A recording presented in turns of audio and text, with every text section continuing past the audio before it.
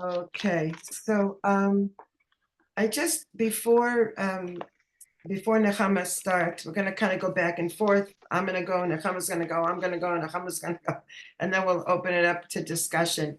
But before we started, I just wanted to review a little bit the whole idea of Kabbalah. It's always been confusing to me, and it still is, and it's probably that way for a lot of people, what Kabbalah really is, what the difference is between the Ari and Rabbi Shimon Bar Yochai and Rav Cordovero. There's a lot of history that that may have started with Adam HaRishon, and then afterwards the Sefer Yetzirah, and in the second century, Reb Shimon Bar Yochai, and then later years in the 1100s, 1200s, the Abulafia system, and Reb Cordovero, and then his students, and then Chaim Vital became a student of the Ari, and just the different systems themselves, from Lurianic Kabbalah to Hasidic Kabbalah to Judaic Kabbalah. It can get a little bit confusing, but basically what I wanted to say is that the system is based, from the different systems that basically come from the Sefer Yetzirah, which has a pasuk that says there are 10, not 11, and 10 and not 9. So in general, the Sefirot come down as 10, and in some systems, Keter is used, in others, Dat is used. The Ari bridged two previous systems, one that said Keter is the Ein Sof and shouldn't be part of the Sefirot, the other that said Keter is part of the Sefirot. So in Lurianic Kabbalah, what the Ari says is he kind of bridged it, and he says that the upper part of Keter is part of the Ein Sof, and the lower part is part of the Sefirot. And that's really the dominant system that we use today, is the Ari system. It describes the different parts of Kabbalah, the theoretical part, which is formed and gives us the intellectual information about the creation of the worlds and the universes and man and everything. It's the how the worlds and creation came into being. And then you have the meditative Kabbalah, which is not used because it's Asr, because there's no temple to purify the impure bodies that we're all in. And it's basically kind of termed white magic, which was, when they used to make a golem. And that isn't to explain existence, but it's to change the reality of existence, and actually to alter existence. And then the practical Kabbalah, which is more the Kabbalah Masit. It's this contemplative way to change things. But for our purposes, we're learning theory, and we're learning for many, many years past the 1400s and 1500s and 17 and 1800s and 1900s. And so in the Geula consciousness that we're trying to elevate ourselves to, we're kind of bringing this system into a contemplative place, and at the same time grounding it. The whole purpose of this book is to ground it in our physical bodies and in the mitzvot. So it's kind of like a completion of the whole structure. That's kind of the goal. Okay, so that's, and then you have Chassidut. You have Chassidut, which is like the inner soul of Kabbalah, that came out in the 17 and 1800s. And the whole idea that, we want to reveal Mashiach and come close to Hashem. So I just wanted to tell a quick story that you may know of. It's a Baal Shem Tov story of how he, I always forget this. I forget it until I forget, I mix it up with the Rav Cordovero story, but I think I have it. It'll remind me. Wasn't it right when Anyway, Radak passed his position to the Arizal? He saw this. That's the one. That's the story. Is that the one you wanted to? no, that's another story, which Oh, is a I thought good you. one. Okay, I'm sorry. No, that has to do with it too. That when Rav Cordovero was the greatest Kabbalist of the time, and his student was Chaim Vital, and when he passed away at his the Ari hadn't gotten to Sfat yet, but that day he arrived in Sfat, and apparently he arrived during Rav Cordovero's funeral, and he saw this big pillar of fire, and it was known that the Masoret at the time, and still I guess, is that when a student sees a pillar of fire, then he gets the inheritance of the wisdom from the tzaddik that passed. So that's how the Ari in Sfat got this system from Rav Cordovero, and then he changed it with his system a little bit differently, and that's we go by his now.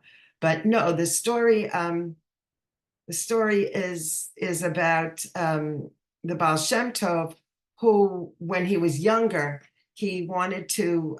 He was at a river and he was going to die. There was some life-threatening condition, and he knew practical Kabbalah. He knew how to change the course of reality. And so what he did was there's a group call from, I don't know what that is, but You know what? Somehow it came on my phone. Don't worry about it. It's not. oh, okay. All right, I'll keep going. Okay. So he knew how to get across the river, and he did these, white magic or whatever. He was a young tzaddik, and we know that when a person does teshuva, God gives us like the same situation again, so that we can rectify what we did. And so the second time that the Baal Shem Tov was in this position by the river, he had grown so much in his devekus to Kodesh Baruch Hu, and he knew that he shouldn't have done what he did, and so Hashem miraculously caused him to cross the river, and it wasn't life threatening. But the reason I brought it up was this conscious determination that we can grow in our devoutness to Kodesh Baruch Hu, which keeps us. This is this power that we do have access to in our souls to affect change in reality. And it's, the Baal Shem Tov espoused pure and simple faith. So the bottom line is always Emunah, but there's this transmission of light that we keep reaching more and more with each mitzvah that we do, and we strengthen the chut that we have to Hashem.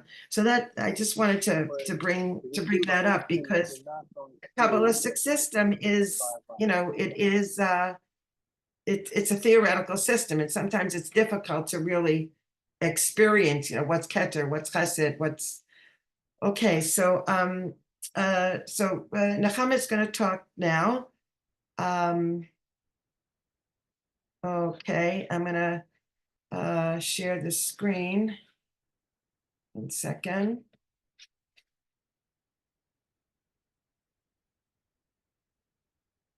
Okay.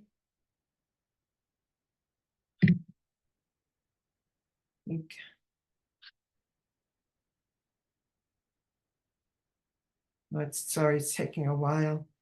Can everybody still hear me? Hello? Yes, we hear you. We hear you. We hear you. Okay, I'll tell you what happened is Nechama was going to get on a flight she had a flight to America, and so she prepared this, and her flight was just canceled today. So hopefully we're gonna hear from this, and then she'll be live afterwards. But for some reason it's not coming on. So I'm gonna just bring it up in another way. Give me 1 second. Okay.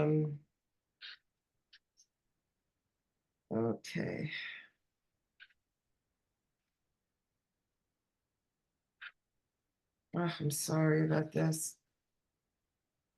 Okay, here it is. Let's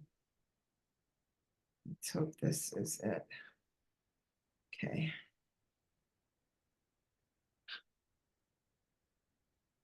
Yeah, that's not working.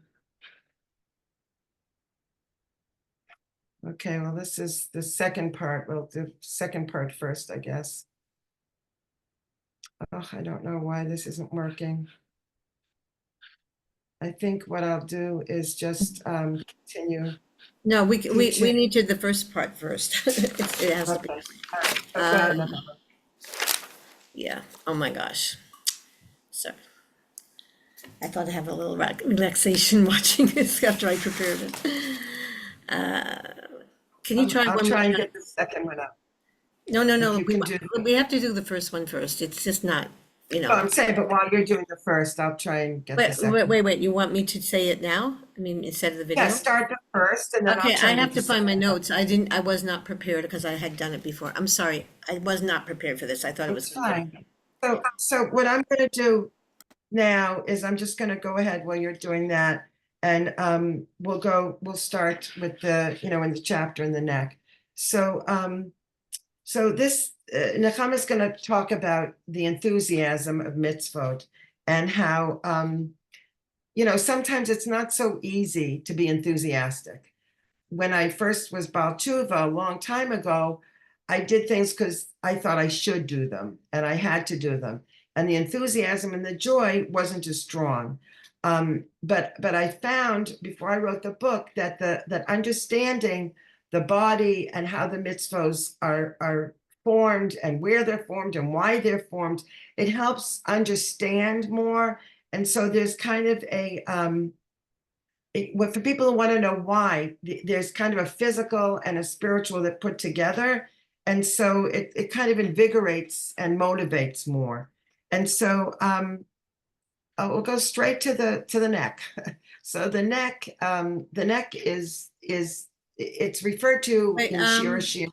I'm sorry. I found my notes. I wanted things to go in order. So You want to start and I'll come in after? sorry, I was out of the room, so I don't know where you are right now, but I'm gonna That's have to. fine. Go ahead. If you're ready to go, you can go now. What's the last thing you said, so I can flow, have a flow Oh, here? it's fine. Just start wherever you want, and I'll start again because I didn't really start yet. Okay. So,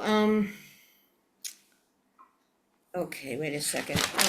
Yeah, I really wasn't prepared. I thought that thing was gonna be okay. So, okay, let's just go ahead with what I can remember. Okay, so I want to just integrate, what we left off with in the last class. And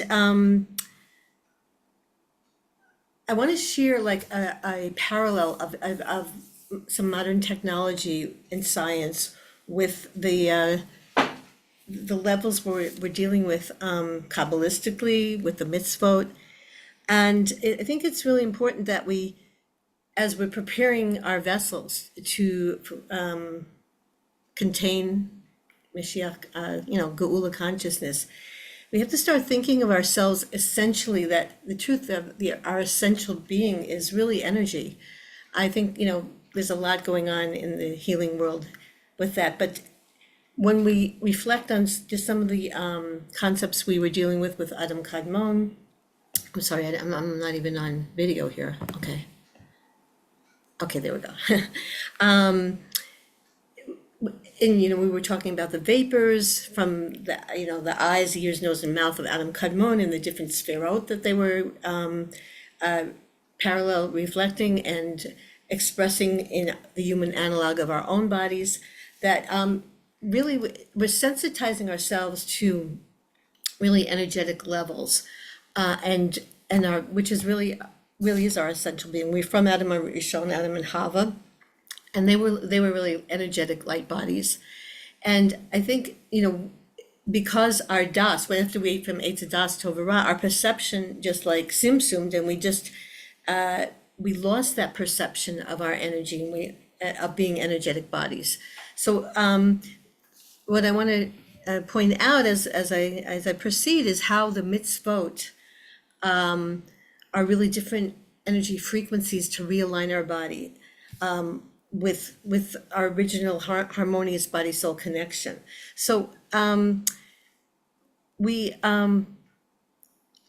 just personally, what I went through a healing by Hashem, with Hashem's grace. I had this like lingering SARS virus in my stomach. It took me a while to figure out what was happening because I was having bouts of vertigo and it was really connected with this virus that I couldn't get rid of until I connected with this frequency machine, which is very popular and used in Russia, actually in hospitals. And it's a brilliant concept that, you probably are all familiar with sound and light frequencies, that the body, everything in our body, even though all the different organs are on different vibrational frequencies, and viruses are on these like disturbing type of frequencies, and these machines actually negate these you have strobes and you go into these, I don't know, maybe somebody else is, somebody has this experience or they're familiar with it, but there's this phenomena of where like knowing the energy frequencies and the light and sound frequencies is that everything can be healing for a specific organ and or for negating like the negative energies of a virus or any foreign body. So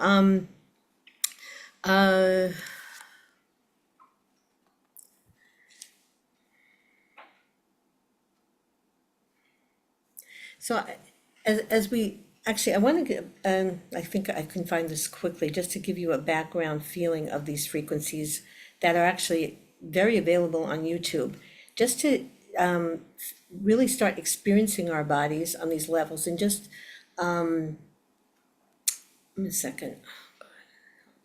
Okay. Shem. Okay. Here we go. Okay. Don't risk losing the photos sorry. and videos from your phone. This innovative device makes it easy to back up your smartphone. Okay, skip. Okay. Let's just kind of relax and just listen to this as I talk. This is like a general healing harmonious sound frequency that's actually with connected with a popular frequency machine called the Rife frequency machine. And just let's like kind of sit and breathe and just experience ourselves much more on a being cellular level, and just let the music kind of penetrate. You can just imagine like the vapors of Adam Kadmon, which was really the first configuration in the Seder Hashtalshalus of through which Hashem's infinite consciousness was kind of went through a distributing process and emanated the different spherotic energies, which we last time we talked about the Chachma in the eyes, the Bina in the ears, the Tiferet in the nose, and the Malchut in the mouth. We went more into detail that last time. So just like, we normally feel like the heaviness of our body, that we do have, there is a reality that we have these bones and we have these flesh and the tendons and the organs. And in my other teachings, I talk about this, I teach the spiritual function of these levels according to Sefer Yetzirah. Now, what Menucha brought forth in her book is these more detailed mitzvahs that go with like each detail of the body, like it's so intricate. So I want us to just experiencing the beingness, allowing our sense of I to melt into being, the ani, which is the same letters as ain. We're not disappearing, we're going into a deeper expression of our individual self as we are evolving towards Gula consciousness. And we become much more sensitive to the vibrations within our body and between people. And just let yourself feel this harmony being restored in your body. You might notice different places where there's this contraction. You can just breathe into that place.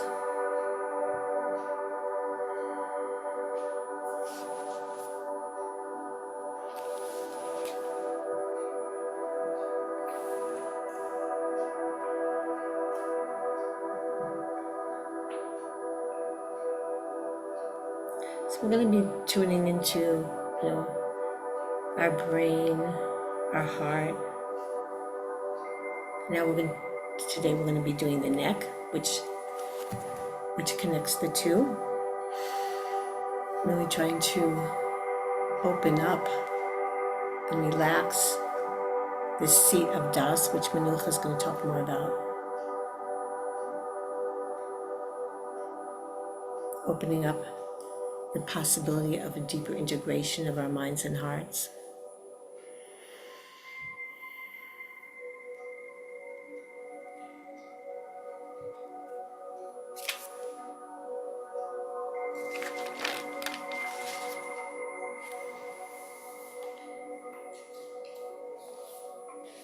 And when we start talking about the individual mitzvahs and Hashem's glorious wisdom being our creator, we can just kind of visualize and tune into each mitzvah is like a fine tune, like a tuning fork.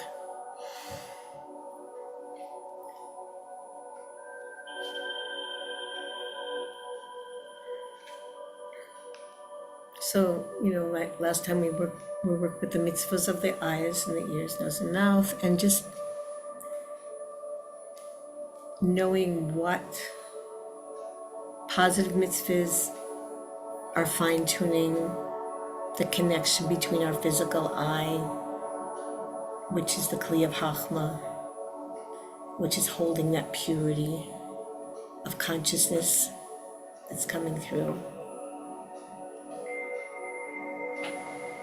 And in understanding the negative, it's like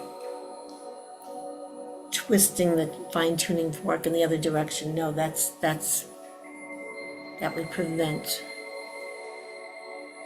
And this is, if we, again, we're trying to experience the relationship of the mitzvah to the body on these frequency levels. And so if we can expand our das, our consciousness, to really tune into every mitzvah we do as being an alignment, a very deep, intricate alignment, detailed, as Pri Yitzhak brings forth all the details of each part of the body and each mitzvah. And just breathe in that experience of being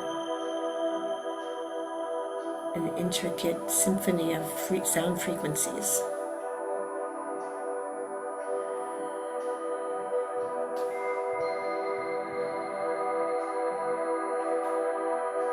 So we can just kind of tune into this reality of our being.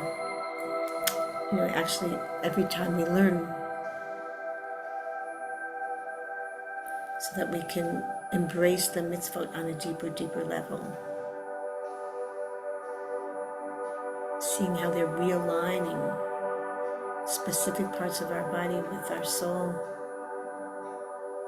through these mitzvot, through these brilliant divine commandments.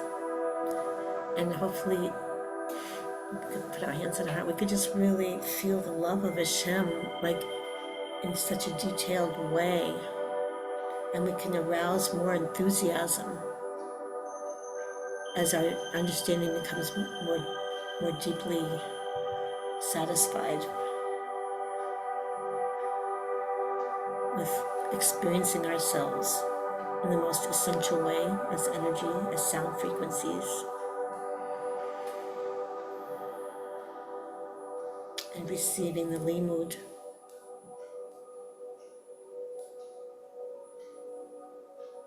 As different keys to the symphony of our bodies, of our being.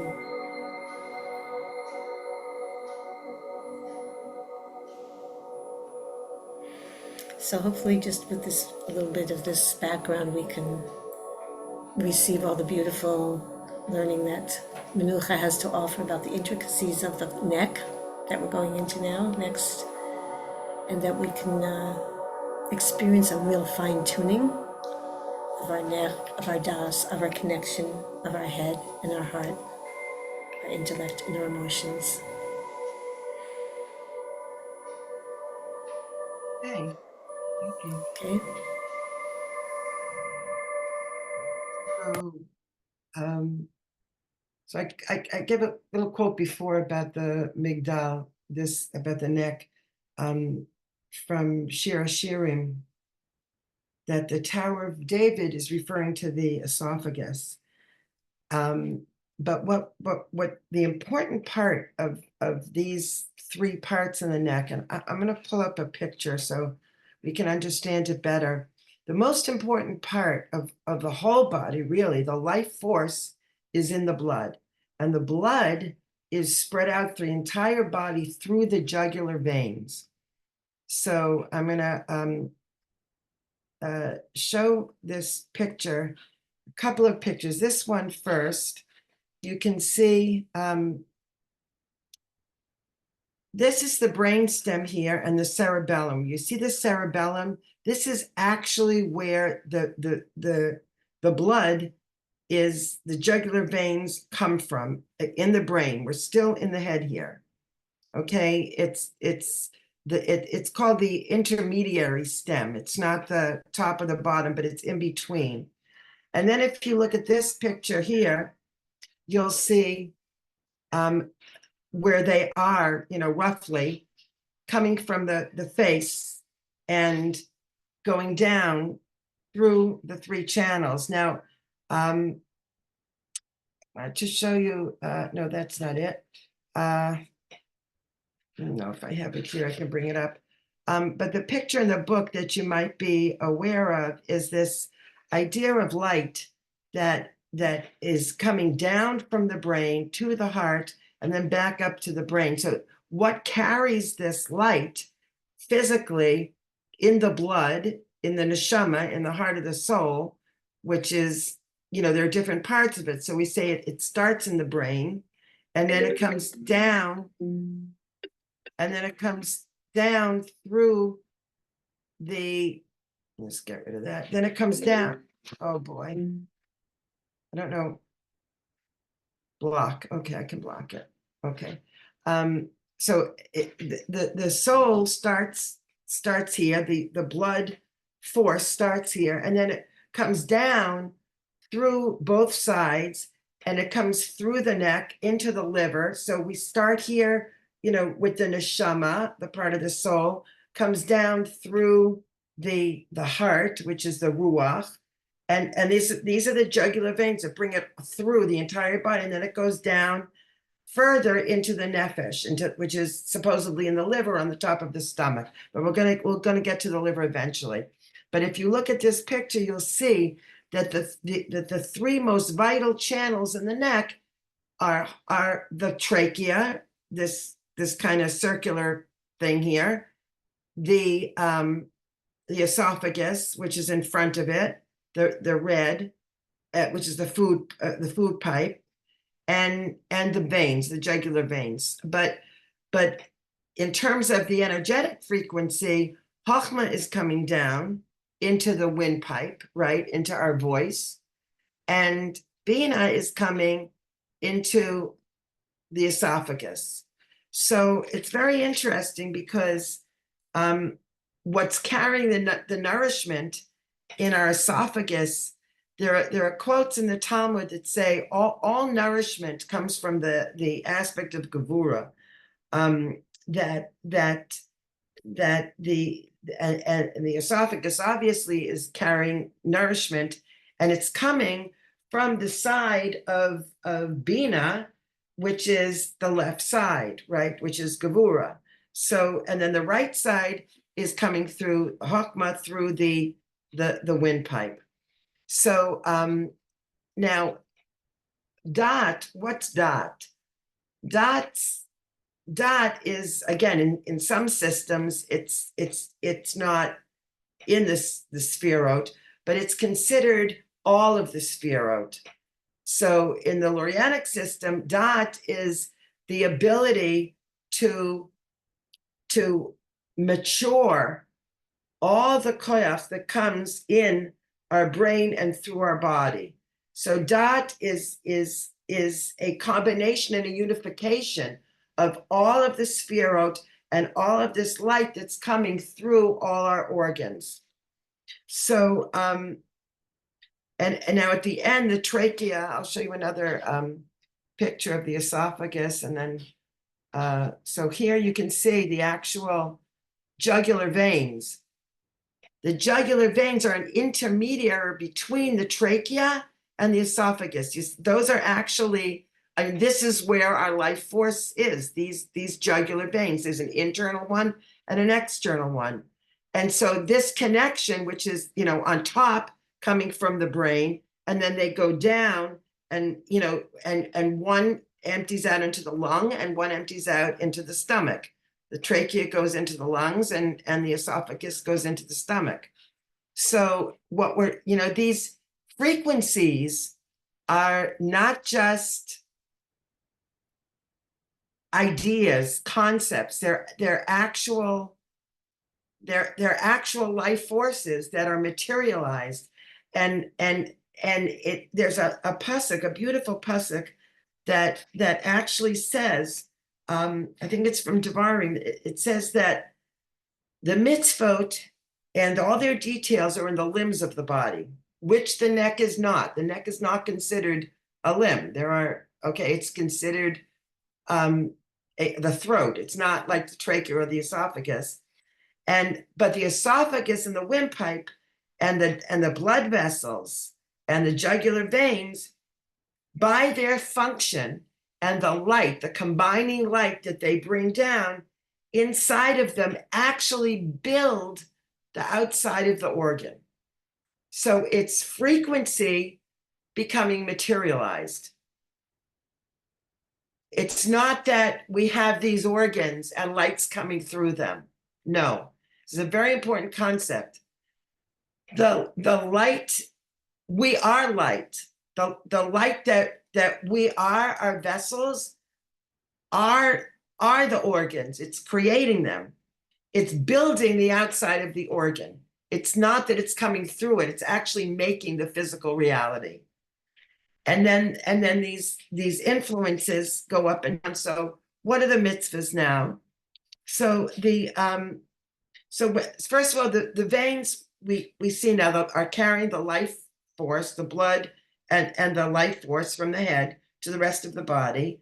And first they're manifested in this intellect, in the brain, and specifically in the brainstem, which is where the cerebellum is. And you can see it's posterior to the neck. In other words, to the head.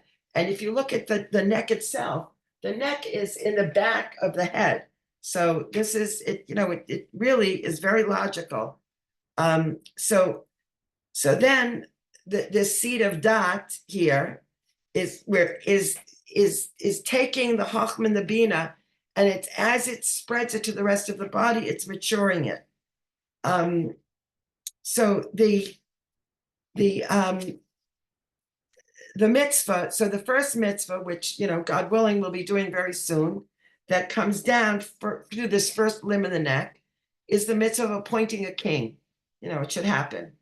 The mitzvah is from Deuteronomy, from Devarim, and it says, you should put a king on you and bring close to your brother. So what does this mean? So it's the mitzvah of connecting the front and the back. In other words, we start with the mitzvah of loving Hashem. If you recall, we have Anochi Hashem, we have Hashem Echad, and then these two come to the top. It would be a hafta and loving God. So from this loving Hashem up here, it combines with the mitzvah that we learned of the right ear last time. So what was the mitzvah of the ear? Listen to the voice of the Navi. Listen to the voice of the prophet. And when you listen to the voice of the prophet, then the prophet is saying, appoint a king. So then it comes down through the spinal cord, through the brainstem to the neck. And according to the prophet, we have to appoint a king. So when all of Israel came to Shlomo Melech, to Shmuel to choose a king, he said that the neck is the strongest, the greatest and strongest part in the body. It upholds like a migdal. It holds up the intellect, which is here, and it's referred to in many places in the Zohar as the actual Beis HaMikdash itself. So just like the king is the greatest of his people, and we have to appoint a king, so is the neck the strongest. The negative mitzvot, which come with this, are corresponding to the tendons, and there are 5 of them. So how does it respond? Like Nechama was saying, to every positive mitzvah, you have a negative that strengthens it and refines it. So if you appoint a king, what are the negatives? Don't appoint a convert as a king. The king can't have too many wives. The king can't have too many horses. Don't curse the king. And the king can't have too much money. So you see how they support each other. And then we have the left side of the ear, and that corresponds to the beit. These are mitzvahs we're not doing now, but we are incumbent to do, God willing, in the future. So we have to hear the Beit Din Hagadol. What is the shoftim, the judges of the nation? We have to hear them, and when we hear them, then it brings down this light into the heart from the mitzvah of awe, which sparks the second mitzvah to appoint the judges in the Sanhedrin.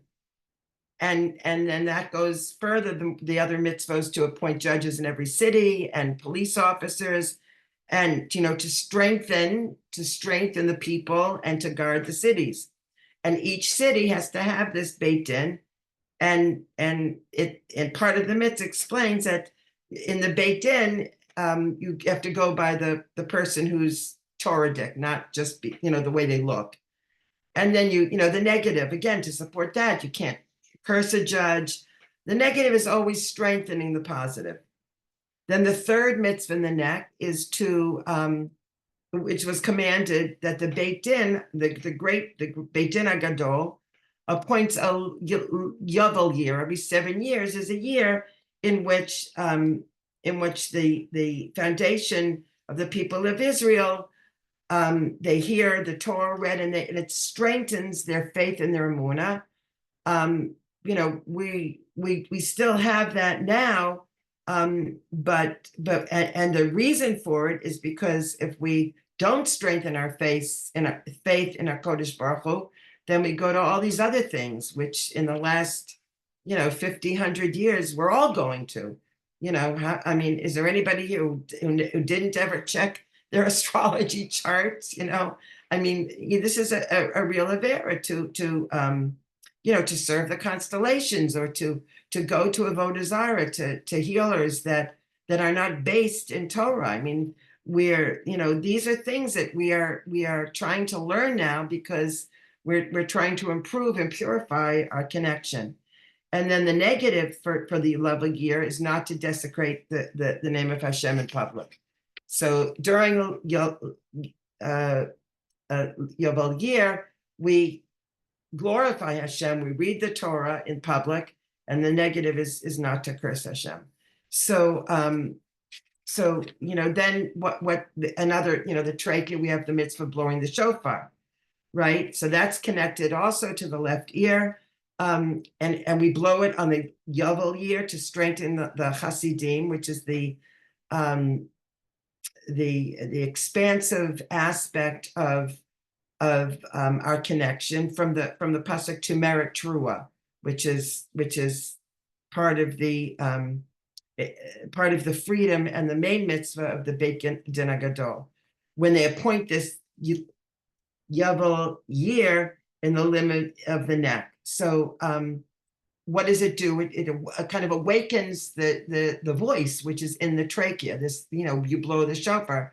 I just sent some shofaring to America to some of my grandkids there. It's all these rituals that have become, just rituals, but you see that there's such a deep meaning. So this reason, the inner part of the neck is halfway, where the coal is awakened, where the voice is awakened. This is supposed to rise up. The heart has two ventricles. We're going to talk about the heart, but there are gevurot and chasidim in the heart. This is supposed to awaken the heart. So when we go to Rosh Hashanah, where we blow the shofar, we hear the shofar, this is a mitzvah that's meant to awaken and to enliven us with simcha, mamash b'simcha. So, and then, a negative mitzvah, the supports of the Levium don't blow. It's only the Kohanim. So then there's another mitzvah of the jaw. The jaw, sparks from the mitzvah of eating the Korban Pesach. And the limb against this, the esophagus talks about the eating and drinking. And when we connect the bottom jaw here, he talks about the mitzvah of tefillah and how it's connected to tefillah.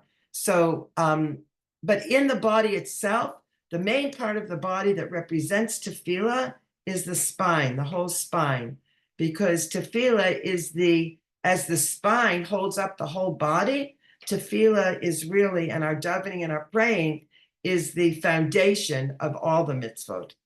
So, and then he goes on in the book, I don't want to get too specific, but Rav Hirsch really explains, how the korban sparks to the mitzvah of eating, the kedusha, and the holiness of the meat of the Kohanim, and the chatat, and the sin offering. And there are many, many mitzvahs that we can't do now, but they're, reserved for when the Beis Hamikdash gets rebuilt.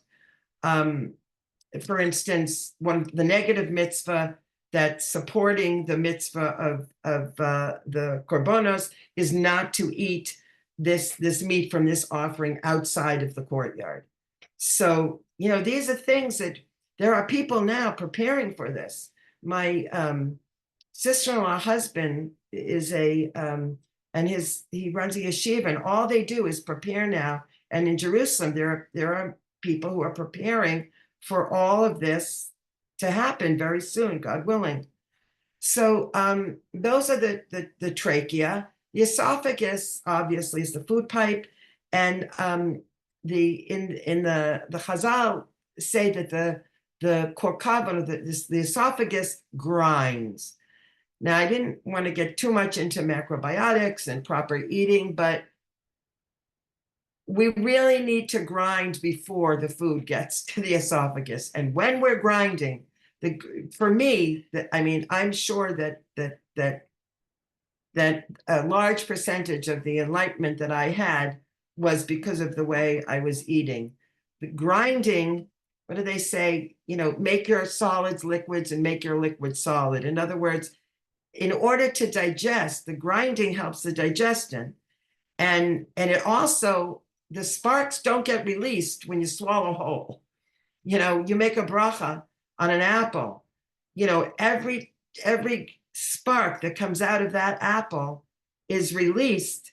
This is the koyach Elohim is released into, into the tzotzos that are here kind of in prison. That's why we're still here. We're releasing these sparks with brachot and mitzvot. So we have to grind. It's the same, it's similar to chewing.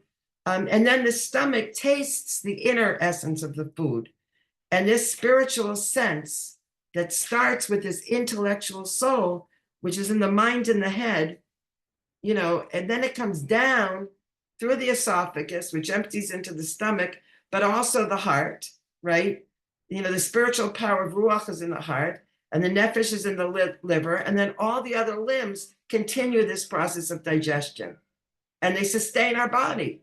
This is like the whole, we wouldn't have any blood if we didn't make it with what we eat. So that's why the proper way of eating is probably the greatest tikkun and rectification that we can really do for our souls. So I think that's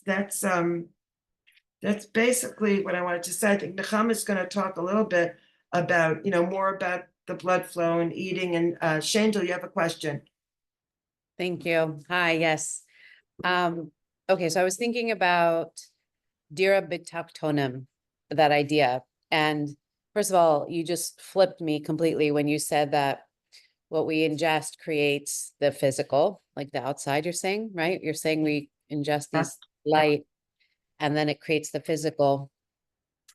So could you integrate that with the Dira B'Taktonim? Because in my mind, I'm thinking we're going to be embodied. We're going to be in bodies. And I know you're talking about light, so I'm just trying to.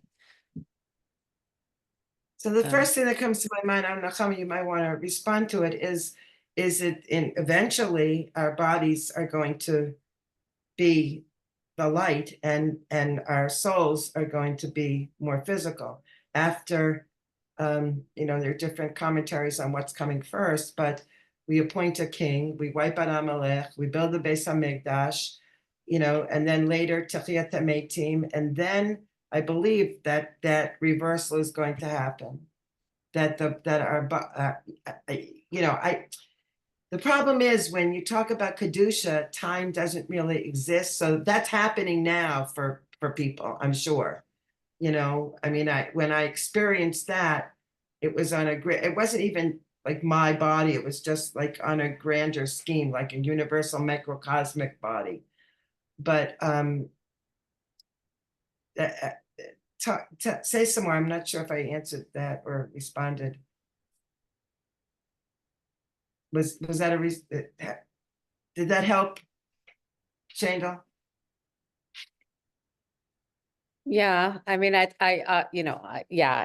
clearly don't know. I don't know what's going to happen. And so I try to, like a lot of the work that I do is about unblocking a lot of things in my own body, right? A lot of emotions that have been suppressed and they come up.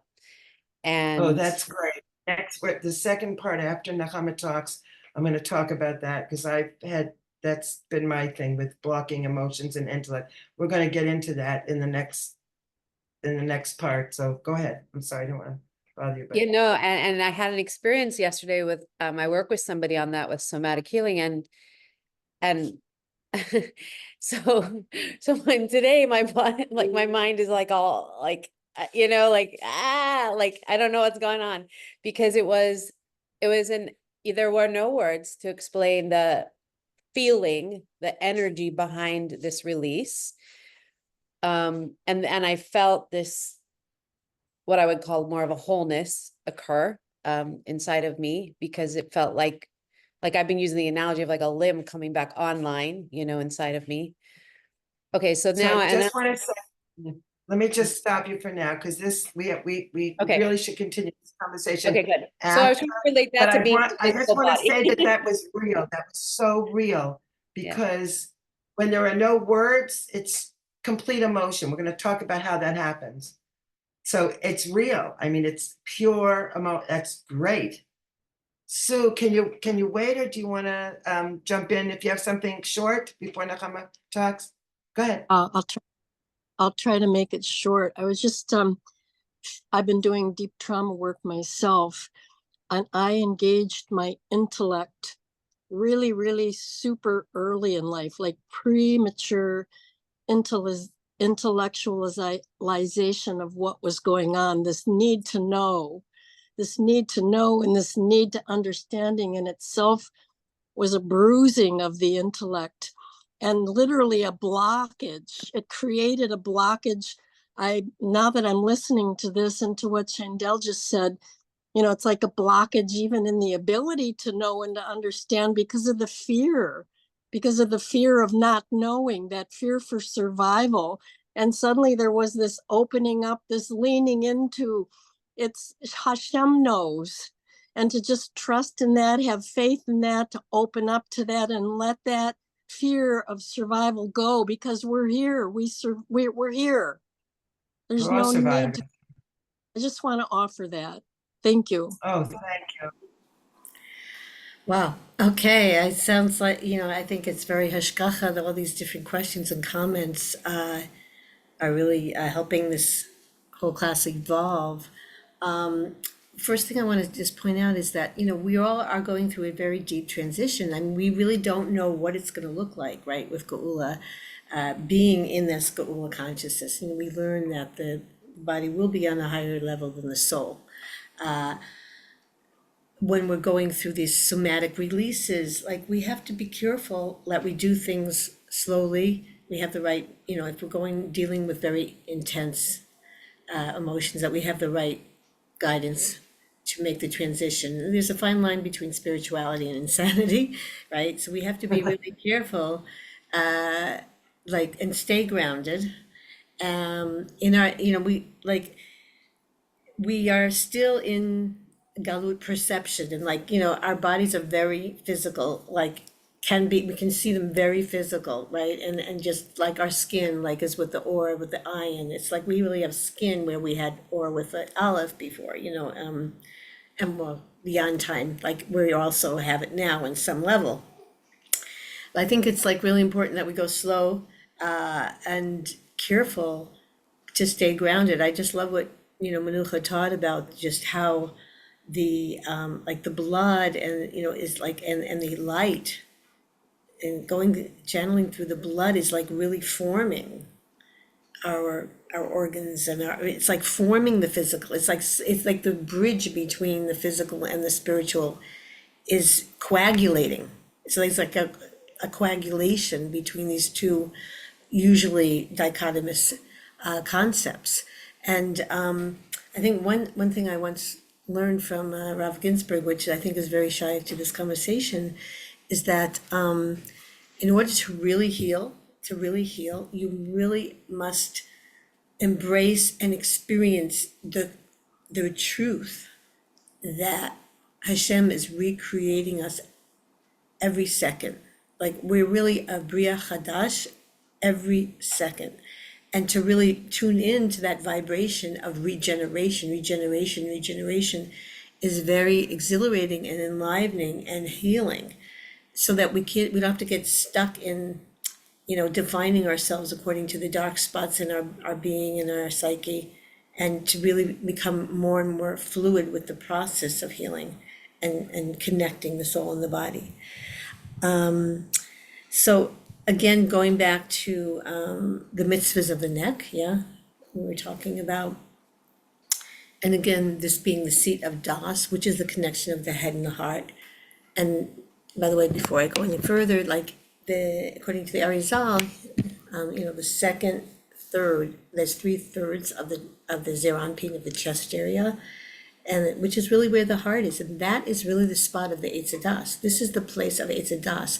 According to the language of the Arizal, the higher feminine, parts of Leah, in the language of the Arizal, the Akvayim, the heels of Leah are about to merge into the Keter of Rachel, and this was going to be fixing, the final thing that really was rooted in the diminution of the moon. I think we mentioned this before once, but there was a completion about to be taken in the intricate process of Gan Eden itself that was aborted. And part of the abortion was what Sue mentioned, that over desire to know, that was really the seduction. It's to know and to be like God, to balance that with shiflut and our humility of being created beings, which is really important, because when we're on spiritual path and we don't have the proper shiflut, the ego becomes even bigger and distorted. So as Menucha mentioned, everything like the eating is such an important tikkun. It is the tikkun because it's where everything started. This is where the kind of the Yerida happened with our perceptions of who we are. We just ceased to see ourselves on these energetic levels. We just contracted into these bodies that had to go through the process of life and death in order to be able to expand perceptions of divinity. We couldn't contain it in the body anymore, because of the Eitz Hadas Tov Ra. So let's just kind of put our hands on our chest where that spot really is, the spot of the Eitz Hadas Tov Ra. And just breathe in to the Tiferet, Zeran Pin in the Partsuf of the Kabbalah. This is the place where the disconnect took place, and this is the place where the connection is going to be restored.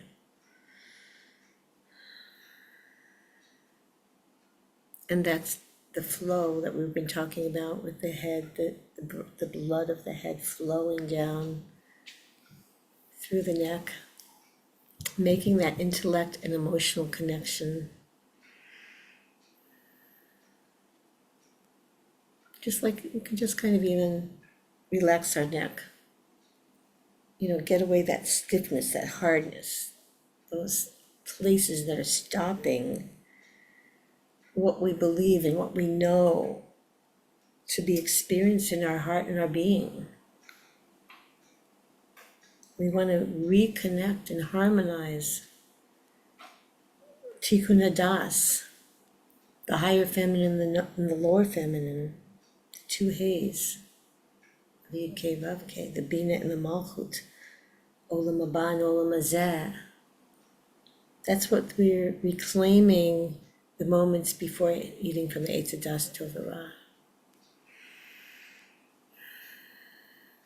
So what was really actually on a more physical level or a contracted level of eating from Eitz Hadas Tov Ra? So the Arizal said that Hava, she took the grapes, she squeezed them, but she didn't squeeze them enough, and there was still this resin that was still existed, and she drank and Adam drank, and that's what was the disconnect. That's what changed her perception of even herself, and just realizing that, wow, I have this body that's naked. It's like they were so pure. You know, they were just vibrating the Adam Kadmon vapors in them without that ego self-consciousness. So we want to just have in mind everything we're doing is tikkun Eitz Hadas. So when Menucha was talking about the esophagus, the korkaban, the second stage of digestion, first being the mouth and then going to the esophagus. So the mitzvot, so going back into the energy frequencies, so the mitzvah of only eating, shechted animals, not eating treif, not eating a dead animal. So this is really so apropos, because when we have that flow between the head and the heart, and when our das is becoming mitakened, so the animal soul is not dominating, rather there's this integration that's taking place. And we're going to regain our instinctive trust in our animal soul. And it's not even going to be maybe used in those terms. Like, we're going to be creating a new language of understanding who we are and who we are evolving into.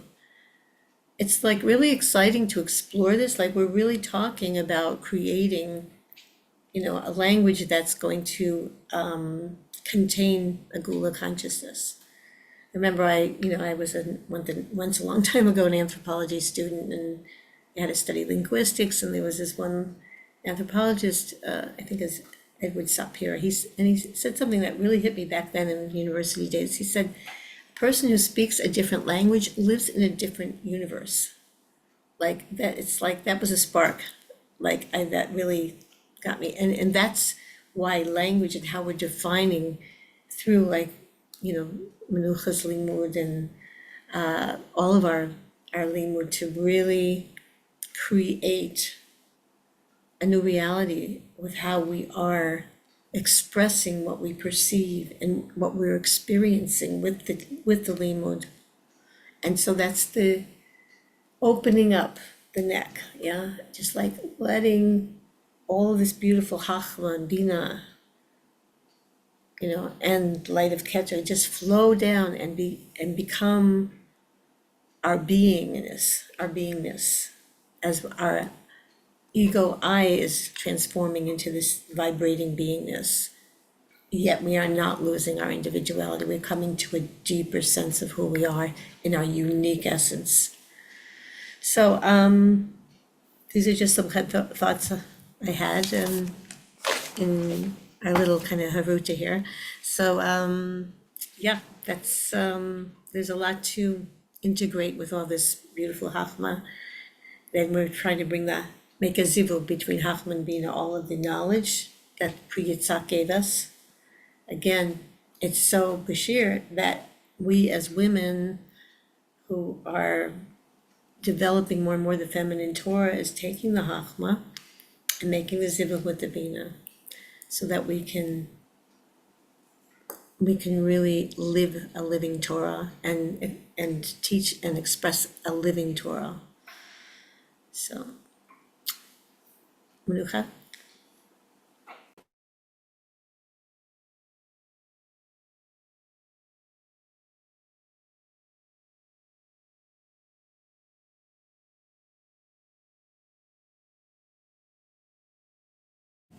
Menucha, you're muted. I can't hear you. I unmuted myself, okay. So just in response to the question about the body and the soul, my understanding is that the body is higher than the soul right now. Otherwise, the soul wouldn't have to come down and do what it has to do here. I think that I write about this in the book too. I think in the process of the soul coming into the body it gives the soul a chance to elevate all those sparks. That's why they say a mitzvah in this world while we're in the bodies is worth all of the next world. There isn't a higher place that your soul can get to than where it is right now doing a mitzvah in the body you're in now. I'm just going to share the screen because this next part, I guess, I don't know if you want to look at my weird drawing. I can explain it first, I guess. We know of the two words. We have the word Elohim and we have the word Havaya. So Elohim, probably most of you know, is actually it's the level that Pharaoh and the Egyptians lived up to. It was that they didn't believe that God was the creator. They believed in nature.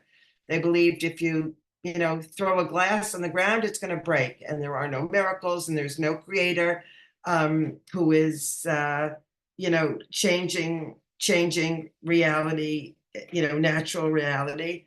Pharaoh was against God. He was against that idea, and for this reason, they actually say in some of the psukim that Pharaoh the Zohar says that he got his sustenance from the neck of Zeir Anpin. In other words, he was kind of stuck here because he never, at least not until the end, recognized that there was a God who was creating. And it wasn't, the world just isn't run by cause and effect, but there is a creator. And anyway, the neck here, it's out of touch with this greater transcendent consciousness, which the word Chavaya is the Yud and the Hey and the Vav and the Hey is brings us to. It's this expansion from above as opposed to Elohim, which is the name of Hashem in nature. And there's a lot of information about this, especially on Galant, all kinds of websites you can look at. But the reason that I'm bringing it here is because in this drawing you can see that can you see the drawing? I don't know can you see the top of it? Yes. Yes. You can see the The word top of a Keter. head. Okay, great. So I'm just seeing it. Okay. So you see the word Keter also? Yes. Yeah, okay. All right, so this is like a body, right? And then we have the right side and the left side, and Keter is, up here. And so in the drawing, you can see the letters from Hashem's name, right? And we've learned this, that, Keter is sometimes referred to as the little, the Nikud, the point at the end of the Yud. I can't remember what it's called, but but mostly it doesn't, in most systems, it doesn't, it's not even that, it's beyond that. And Chokhmah starts with the Yud of Hashem's name. It's a And the kotzot Chokhmah, yud. Kotzot yud. but it's the thorn, what is it, It's a the English? kotzot, yeah, yeah. But what's the English? Uh, I don't know the exact Thorn, translation. I think it's, anyway, but generally the Yud corresponds to Chokhmah, okay? And it's the initial stage of contraction, right? You have Keter is the Ein Sof that nobody, you know, everybody agrees with the Ein Sof, and then begins the worlds with Chokhmah, okay, with that flash or whatever. So Chokhmah is contraction. It's the divine light contracted. And then on the other side, you have Bina, which is the expansion of Chokhmah. Those who were in the Gate of Unity class with me, we learned this in depth, that the analyzing and the drawing out and the all that expanded information from Chokhmah brings it down a little bit. So we have Chokhmah, we have the expansion of Bina, and then we have the neck, which is the descent. It's the Vav. It's the descent of the intellectual frequencies in through the neck, and then it descends all the way down to Malchut, which is again the letter Hey and expansion. So we have Yud, Hey, Vav, through the reproductive organs, and Yesod, and then the lower Hey, which is expansion again. But for the purposes of the topic of intellect and emotion and the jugular veins, we see that this energy, this spiral in the picture, you can see it, I guess, the spiralic movement. It's very intense and expanded with Chokhmah and Bina in the head, and then you see that it contracts.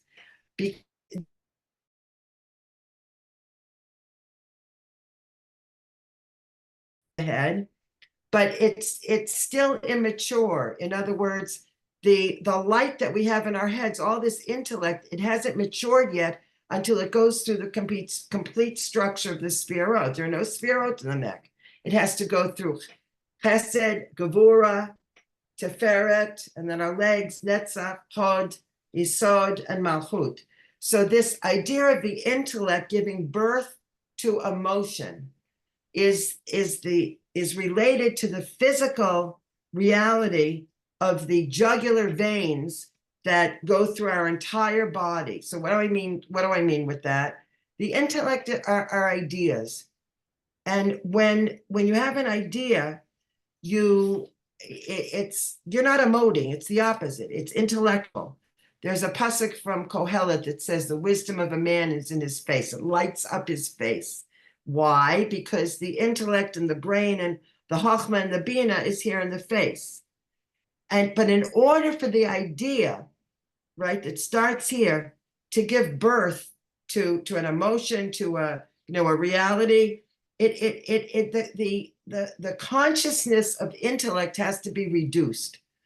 In other words, when you emote, when you cry, when you're upset, when you're angry, your intellect is kind of on a little bit of a vacation.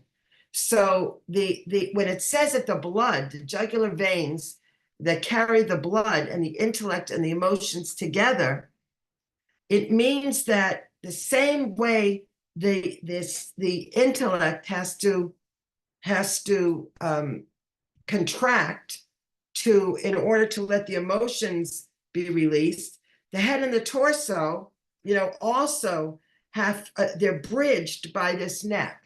So it's the idea that it's the intellect it's not a mature state. We feel like, all these words and all this is, and the academic and the intellect and all this knowing is mature, but it isn't mature until it goes through the bridge and the heart.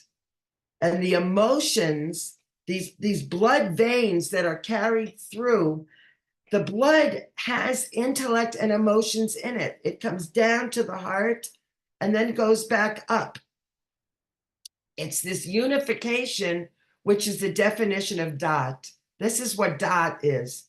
It doesn't have spherot of its own. It's the unity of all the spherot and the intellect and the emotions in this alignment with the light that's creating it all. And you can't put words to it, but like you can't taste the apple until you put it in your mouth and grind it.